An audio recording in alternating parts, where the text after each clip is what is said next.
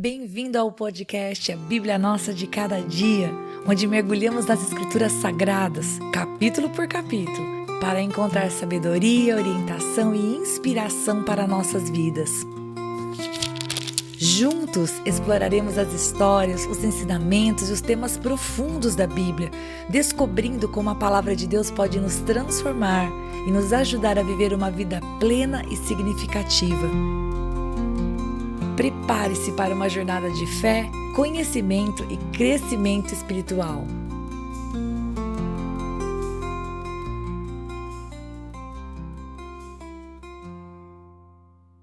Hoje nós vamos meditar em Êxodo capítulo 21.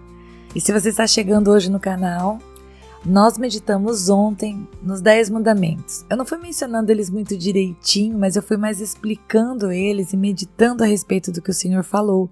E hoje nós vamos continuar vendo o Senhor estabelecendo junto ao povo princípios para uma vida em sociedade à moda de Deus. E uma das coisas que eu disse no capítulo anterior foi que eu não quero que você olhe para este conjunto de regras, esse conjunto de leis e pense assim, ai, que parte mais chata. Ao contrário, quando nós olhamos para aquilo que o Senhor estabelece como bom, nós entendemos um pouco a respeito do nosso Deus. E eu acho que você precisa ajustar essa lente da sua mente, dessa lente dos teus olhos, para que você possa ler esse período da palavra, esse trecho da palavra, com alegria e com atenção. Muito bem, o Senhor começa estabelecendo então algumas regras a respeito de um escravo hebreu. Aquele que fosse escravizar o seu irmão hebreu deveria fazê-lo da maneira correta, porque sim, alguns eles vendiam o próprio corpo porque não tinham nada com que se sustentar e portanto eles iam trabalhar para o outro. Mas como isso funcionaria? Bom, o Senhor estabelece que ele trabalharia por 6 anos, mas que no 7º ele seria livre. Ou seja, ele só permaneceria com o seu senhor na condição de escravo se ele quisesse, se ele tivesse construído família, tido filhos, e naquele ambiente em que ele estava servindo ao seu senhor, ele tivesse construído uma família e ali todos vivessem de maneira, vamos dizer assim, de maneira que lhe agradasse, que fizesse com que ele desejasse permanecer. E sim, se ele permanecesse, então ele seria escravo para sempre. Mas eu não sei, quando a gente pensa na palavra escravo, eu não sei se na sua cabeça vem aquelas fotos que a gente via nos livros ou nos vídeos que nós já vemos de escravatura, de açoite, de pancada, de violência. Mas a gente vai ver nesse capítulo que o Senhor vai deixar bem claro que a violência nunca era algo apoiado, suportado pelo Senhor. Sim, haveriam pessoas que serviriam nas casas, que serviriam nos trabalhos no campo, mas essas pessoas deveriam ser tratadas com dignidade. E uma das coisas que o Senhor estabelece, então, é que deveria haver bondade, respeito e justiça em relação ao Senhor e ao seu servo.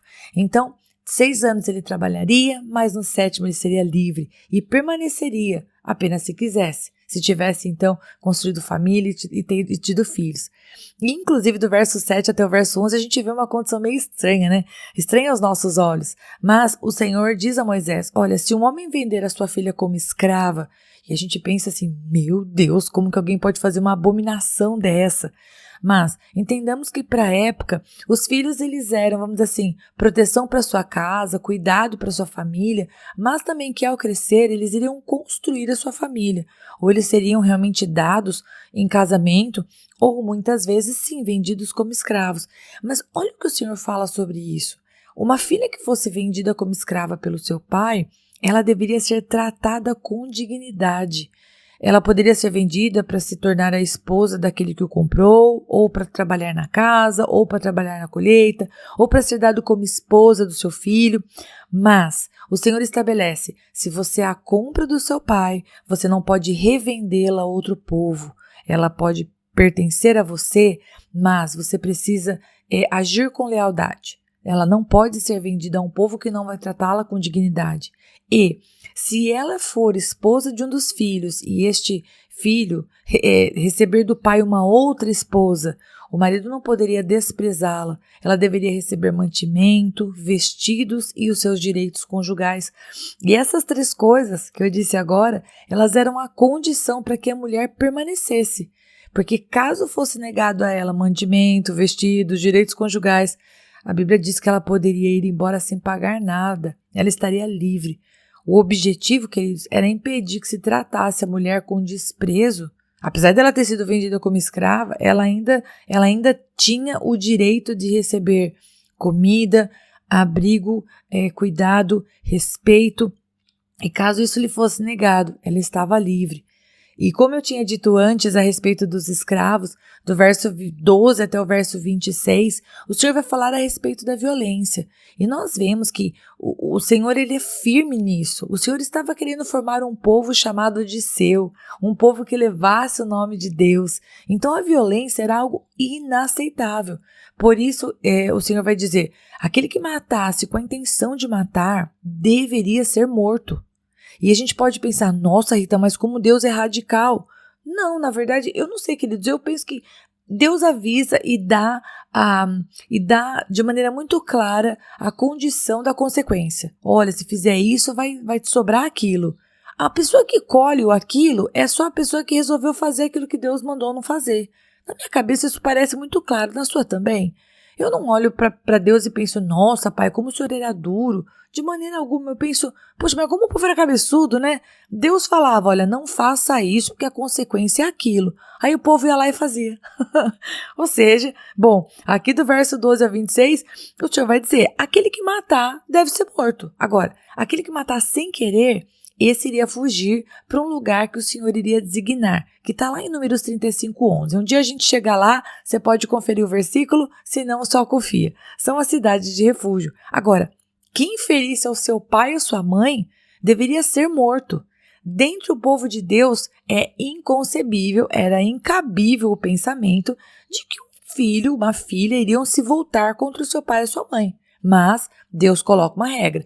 Caso alguém tenha essa ideia, vai ser morto. Se alguém raptasse alguém, deveria ser morto. Mas por que no meio do povo de Deus ia ter uma pessoa que raptasse a outra? Não é para ter isso. Como assim? Na Bíblia já fala sobre isso? Pois é, o Senhor disse, nem tenta. Se você tentar, você vai ser morto. Quem amaldiçoasse o seu pai e a sua mãe, deveria ser morto. Se alguém ferisse o próximo em uma briga, mas a pessoa não morresse, ela ficasse, vamos dizer assim, por um tempo de cama, a pessoa que a feriu teria que pagar pelo tempo que essa pessoa ficou de cama e ainda seria responsável por fazer com que a pessoa fosse completamente curada, muito provavelmente arcando com os custos.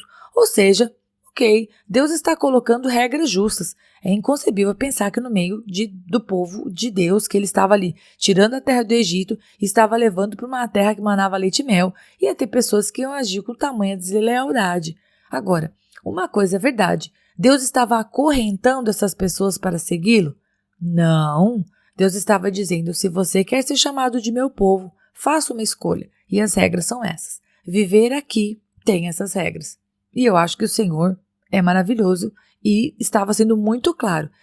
E depois, mesmo em relação aos escravos, voltando a falar a respeito de uma pessoa ter uma outra pessoa debaixo da sua autoridade realizando trabalhos, não é porque a pessoa era propriedade da outra que ela podia ser tratada com violência.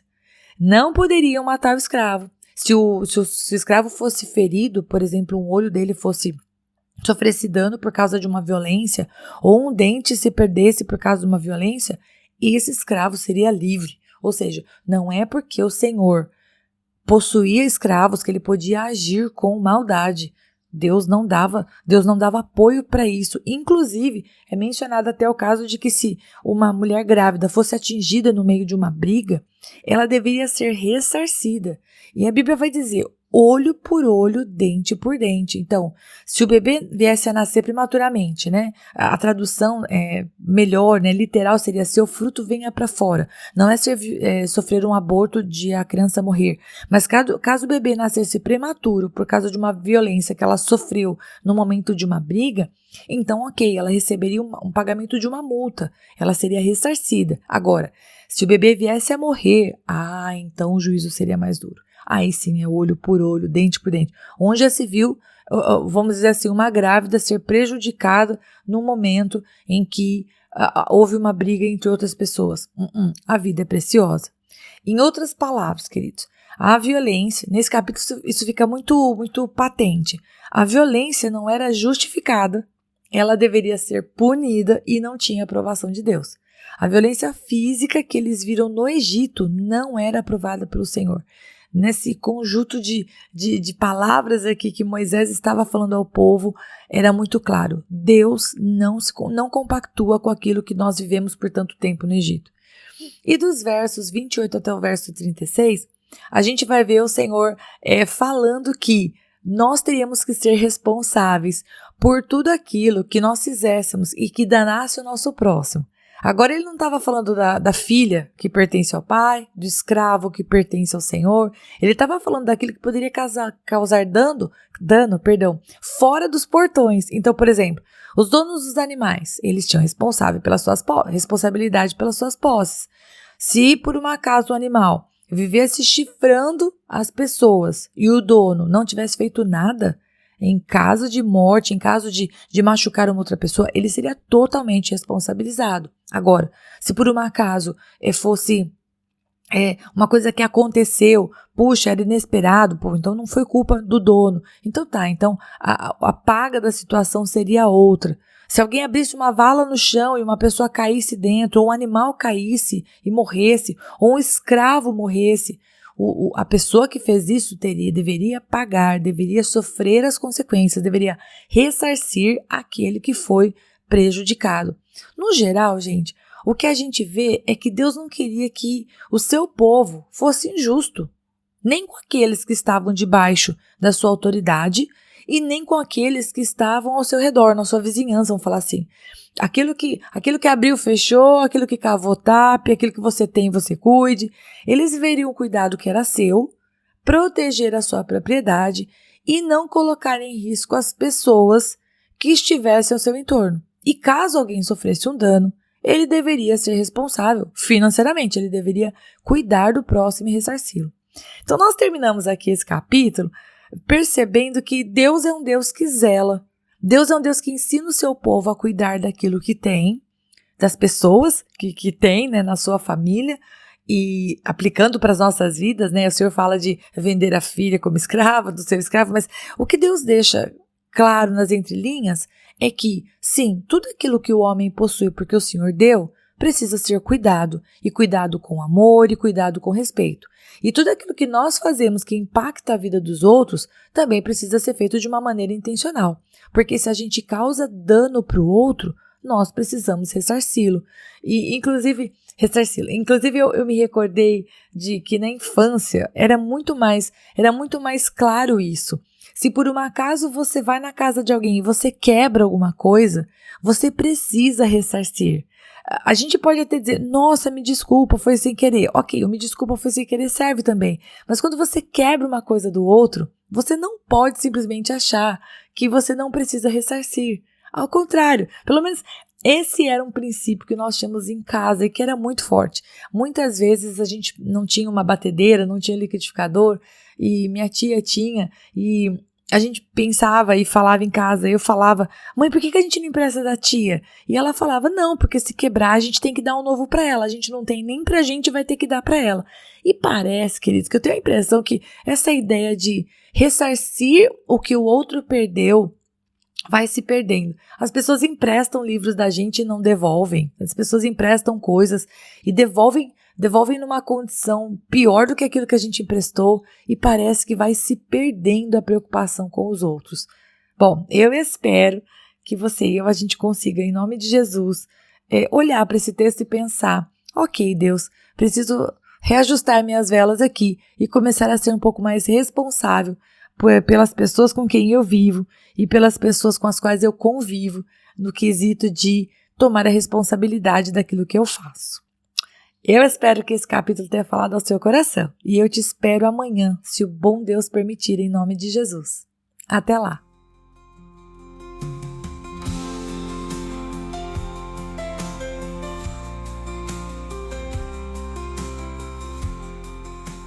E se você ficou até agora, não vai embora não. Agora é hora de você curtir, comentar, compartilhar esta palavra, porque se ela abençoou você, ela pode abençoar outra pessoa também. E lógico, se inscreva no canal, ative o sininho, assim você não perde os próximos episódios. Deus te abençoe e até lá!